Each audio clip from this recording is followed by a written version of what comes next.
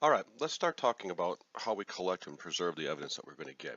This is step one in the forensic examination process. If you don't collect things right and you don't preserve that evidence correctly, you're never going to get a chance to present it in court because you're never going to get a chance to process it correctly and you may miss something. Listen, digital evidence is everywhere. Emails, photographs, your phone is full of it. Everything we do creates digital evidence. As a matter of fact, the Internet of Things, they're talking about 22 billion different devices that'll be on the Internet. Every one of those things could have some kind of piece of evidence that we would have to collect, analyze, and process to determine whether it's part of a case, whether it has something meaningful to the case. So think about it. I mean, in the future, you could be processing your refrigerator.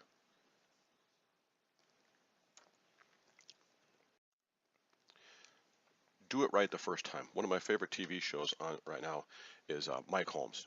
And Mike Holmes always says, do it right the first time. Well, that's exactly right.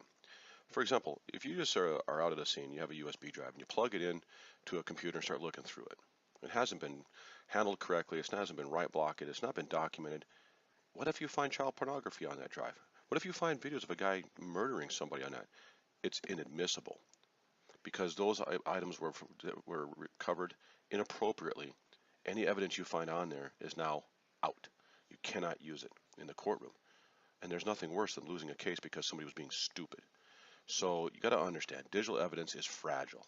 It can be altered by anything. A computer hard drive can be read and written to, a file names can be changed, access times, modified times, all these different things can be changed. So you have to understand that you have to take the steps to preserve it and collect it correctly. Otherwise, you're going to lose a case, and nobody wants to lose a case based upon something you did. So let's get started. Here's the order of volatility of digital evidence. And you have to understand by volatility, we mean how quickly things can be destroyed. And this comes from SANS, and they're a really good resource to use. And I have to agree with their system here, with their methodologies. Basically, you've got your CPU cache and your registry content, your routing tables, ARPs, processing table and kernel statistics, then your memory, like your RAM, then your temporary file system and swap spaces, then the data on your hard disk, and then anything that's remotely, and then anything that's on archival media, like CDs and DVDs and external hard drives, they're not going anywhere. So you want to go after these first in this order to go ahead and start processing evidence and collecting it. Now, there's a lot of different tools out there that'll help you go through this process. We'll talk about a few of them, but for the most part, the big things we're going to be talking about is the data on the hard disk, memory, and temporary files. Here is a list of the process for grabbing a desktop and documenting it and getting it ready to be archive all the evidence and get it off of there. As you see, we do a lot of stuff. There's a lot to it. You know, we got to photograph the computer. We got to take a look at what it looks like. We want to see, okay, this is how it was set up. So there's no arguments that we did something that changed something. If you're on, photograph the screen, see what's running. Then you have to start collecting the RAM. You want to grab the RAM. Doesn't, so you can get a look. With systems today, we have like 64 gigabytes of RAM. You know, there's a lot of stuff sitting in RAM that never used to be sitting in RAM. So we want to grab that stuff. Then we start looking into hooking up our bright blockers and imaging the hard drives. So do we want to do that to a live system or do we have a dead system? Well, if we can't and don't have time and there's agency, unplug the power to the back of the computer, make sure it's not hooked up to a power supply, and then it shuts down. Diagram everything, disconnect it all. Then you start looking at packaging it up in non-static bags and stuff like that. Remember, the first thing you want to do is make sure you're not on a network that somebody could remotely get in there and start wiping the computer. Do they do it? Yep, had it happen to me a couple times. So you want to make sure that you're offline. It's easy to understand contamination in DNA laboratory because there's blood. We talk about contamination of blood all the time. Nobody wants to touch blood. Nobody wants to get blood on them. But a lot of times in the digital world, we don't think about the media that we're using and cross-contamination of that. Now, I will argue with people that, when you have an image being made of a drive and you're making EO1 files, those are self-contained files and they cannot cross-contaminate with other files on the drive if you're already have them there. However, if you're cloning a drive, the unallocated space in the drive you're cloning to can cross-contaminate. So you have to think about what the process is you're doing and if the ability to have cross-contamination exists or not. If that process is ripe with cross-contamination, then make sure that you have clean and sterile medias. You got to isolate wireless devices, man. Cell phones, tablets, networks. The old kill switch. Apple has a kill switch. You can go in to Find My iPhone, you can erase the iPhone. Um, it happens. So you have to get these things off the network. The easiest way is to put them in a Faraday bag or put them into airplane mode. Quite frankly, airplane mode is probably the quickest and simplest way, but it doesn't always happen. You don't get a chance. I put them in paint cans and sealed the paint cans. I know guys who wrapped them up in 400 rolls of aluminum foil. I'm exaggerating, but there are ways of doing it. So you have to make sure that these things are as isolated, and that goes with desktops and laptops too. You want to make sure that they're isolated from any wireless networks. Now, when you're going after the hard drive, you install your write blockers. You can install it while the drive is still in the computer if you can get access to it. Otherwise, you take the drive out. Remember we talked about what kind of hookups they are. Get your write adapters and hook it to the write blocker. And you've already tested and validated your write blockers too, right? You hook it to your write blockers, and there's two types. There's a physical and a software. Which one is better? Obviously, the physical write blocking device is better. However, in this class, since you're online, we're going to be using software write blockers. They do work, and in many cases, a lot of software will do both. Here's some of the write blocking devices and how they hook them up. There's write blocking devices for USBs, every kind of hard drive known to mankind, and they're basically these little puck-looking things, and they got some lights on them that blink on and off. And you hook them up with the cables and power up the drive, and it physically prevents the computer, your forensic computer, from pushing any data to that hard drive. Pretty simple. Then you got to select your extraction method. There's a lot of software out there that'll create your image, FTK image or tabular image or N cases. There's a ton of them. And then you have to decide, do I want to compress this image or do I want a bit by bit raw image? Now, it's been to the courts that compressing an image using like the EO1 or the AD1 file extension is okay because what's being compressed out is just the zero space. That's been proven. So those compressed ones can save you time. If you've got a bunch of images that you have to make and you can use the EO1s, it could save you a lot of space. However, if you only get a partial EO1 image, if something happens, you can't process it. If you have a raw image where you have a partial image, you can still process that partial image. So you have to take these things into consideration. Also, doing the raw image is faster. Collecting the RAM or the volatile data. Now, there's a lot of programs that'll do this, and I listed a lot of them here. Mandy at Redline is one of the ones that we use to look at it. There's FTK Imager will grab the RAM. FTK Imager has FTK Imager Lite, which runs off a USB drive, and you can grab the RAM and save it. It's highly suggested you do that if you've got a running system, so you can see the processes that are running on it. So these will step you through. Each one of these programs works differently, and we don't have time to go through them all. That would be crazy. We'd be in just this class for 5 weeks. But take a look at these. We're going to use FTK Imager in class later on. Mobile devices. Now you got to understand that most phones are networked.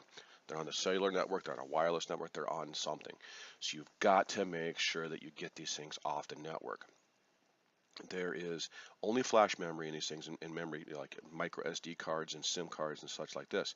You've got to get in there and get that information out. Also, with a lot of mobile devices, you've got to interact with the device to get the data or you're not going to get it. There's no way to hook up a write blocker and do it. You're going to have to upload a client like from Cellbrite, or many times there's been times where we had to physically thumb through the phone and take pictures of the screen. That was the only way to get the data off of it. Hey, if that's all you've got, that's all you've got. But it's a whole other world that we have to consider in the extraction methods that we're talking about. Here's a good rule of thumb when it comes to mobile devices when you run across them. I would definitely say that this is one of the best I've seen for the thought process you need to think about. Is the device on? No, it's fine. Throw it in the inputs. Is it on? Do you need to leave it on? Documents on the screen and then isolate it from the network. If you don't need to leave it on, maybe put it in airplane mode.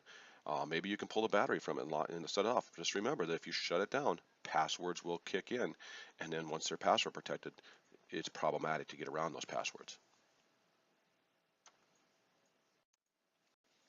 We do that with Faraday bags. These are little metal cloth bags. They're like expensive as hell. But they work well, but there's not fun to find. You can find paint cans. Hey, if you can get into airplane mode, great. Shut down, but you remember, password locks get in there, pattern locks. Hey, you know what? If you have to go in there and you get the password from the suspect and you change it and shut off the passwords, just document it. Anything you change in the phone, document it so that you know exactly what was done and the courts know exactly what was done. Got nothing to hide. Go ahead. Exigency. This is the one that comes up and rears its ugly head. Everybody's in a hurry to get the information off of a phone or off of a computer. Well, you have to do it right, and there has to be done by the rules. And a lot of people will yell at you, a lot of people will complain, blah, blah, blah, blah, blah. I just need this, I just need this, I just need this. Well, which case do you want to lose because you're in a hurry? Which evidence do you want white because you turned on that phone and it was on the network and it had the kill switch on it because you were in a hurry? Which one of these things do you want to screw up? Do you want to screw it up on the homicide, on the missing child, or on the shoplifting case? Because I guarantee you it won't happen on the shoplifting case. It'll be the homicide that it does. There are times when we have to go through an exigency. Hey, you got a missing kid. You got less than 48 hours to try to get your hands on that kid before something bad happens. And that's by average from the FBI. So sometimes you're going to have to flip through these phones. Whatever you do, document it. And remember that flipping through the phone and looking at these different files will change that evidence. But if you've documented what you've done and you can say this is why I did it, and there's a valid reason for why I did it, like, hey, listen, we got to find this kid, then you're okay. Here's some considerations about pulling the plug. Battery backups. You go to pull the plug in the computer and it stays on. Laptops, pulling the battery out of a laptop. Keep a look at these, keep a think about these devices, because you need to make sure that these things are isolated, and you want to make sure that they're powered off correctly. And then nobody likes to surprise when you go, it's not shutting off. So keep in mind when you see these things what they're there. Can you keep the device powered up while you're in transit? There is a couple places that sell a battery backup that allows you to keep a desktop powered up while you transport it. Haven't used it yet, don't know how well it works, but kind of a cool idea. They're expensive, as is everything else in forensics. The other thing is anti-static bags. They're very nice to have around because static electricity can build up and can pop a drive. I haven't done it with that. I've blown up drives other ways, but you have to keep in mind that static electricity can hurt evidence. Chain of custody. We're going to talk on chain of custody for a little while because this is something that's going to drive people crazy. You have to remember evidence from the moment it comes into contact with you and you collect it to the moment that it is discharged and returned has to be documented. Every step of the case, where it went, who touched it, where it was stored, where it was locked up, what is it, all of this has to be documented. You must keep your chain of custody clean, and you must be able to say who has had contact with it. If somebody has had contact with it that wasn't documented, you could lose the evidence.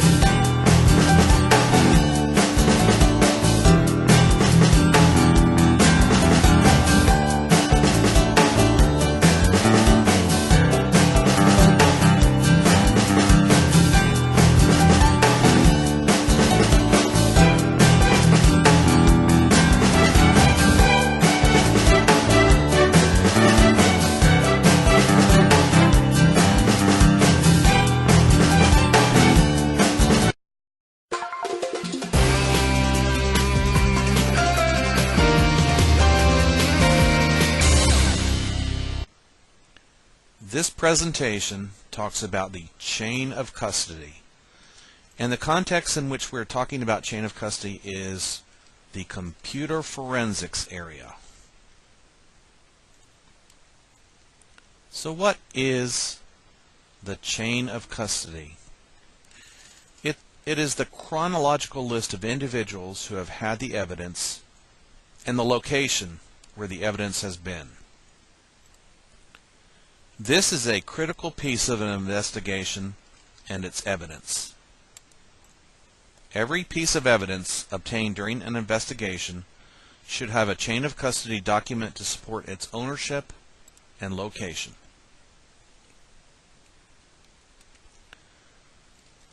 Now here's the technical viewpoint.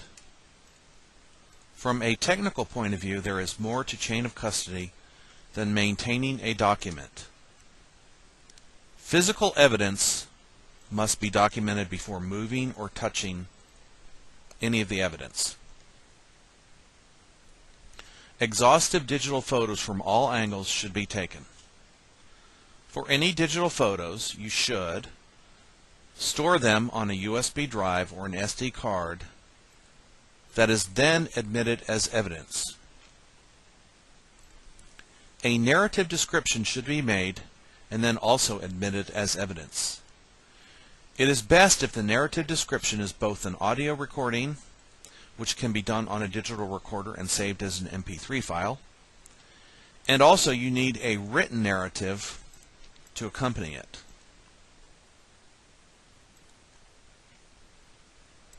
The cables and cords. Anytime a cable is removed or just moved in general from a suspect's system, care must be taken to document where the cable came from and where it went to. So before you move anything, first, digital photos are important. Take pictures of all cables and the ports and receptacles that they went into. A written description is also necessary.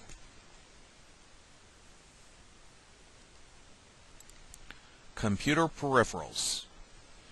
Any and all computer peripherals must be recorded. Take digital photos of all computer peripherals. These includes keyboards, printers, possibly digital cameras, and so forth. Create a description for all computer peripherals. This will include an audio version of your narrative, a written version of your narrative. This should also include type, make, model, condition, and any other relevant information that you note about the peripherals.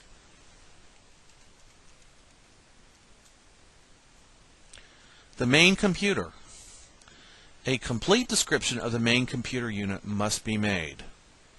This must include photos and audio and written evidence, as with all other aspects of the investigation. Important information should include make and model of the unit, color, size, and physical attributes, apparent condition, and apparent internal components such as CD and floppy drives, and possibly network cards. The chain of custody is pivotal for your case. Getting the technical aspects of the chain of custody is very important. You must be prepared to present irrefutable accounting with regards to the technical aspects of the chain of custody. Some things with a chain of custody. All items have to have a unique identifier.